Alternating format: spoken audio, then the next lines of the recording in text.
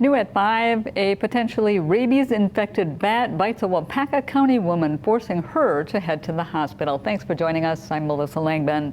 News 9's Nick Robinson is in Marion with what that woman did after that happened and what you should do if you believe you've ever been exposed.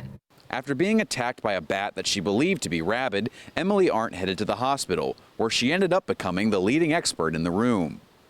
When she was drying off after a shower, she said she unrolled her towel and the bat landed on her hand before scratching her arm. So saw the bat, knew that I had a potential exposure, saw a scratch on my arm, and knew what I had to do. Quick hop back in the shower, washed off with soap and water, and then took care of the bat. Thankfully, due to her job, she had plenty of experience dealing with rabid animals. So fortunately, I'm a veterinary technician, have traveled the world, lived in Africa some, have experience with these things. And since rabies isn't very common in Wisconsin due to its cold climate, she ended up knowing more about rabies than the doctors.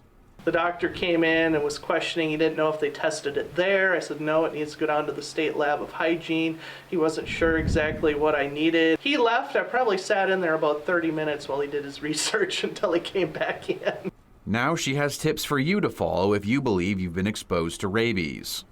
Wash well, don't freak out, preserve the animal as much as possible. If it's a dog, make sure that you capture it and take it to the local veterinarian, maybe to do a rabies quarantine. She's also been vaccinated for rabies due to her job, and so she only needed a booster when she went. The bat has been taken to the state lab and the results of the rabies test have not been released yet.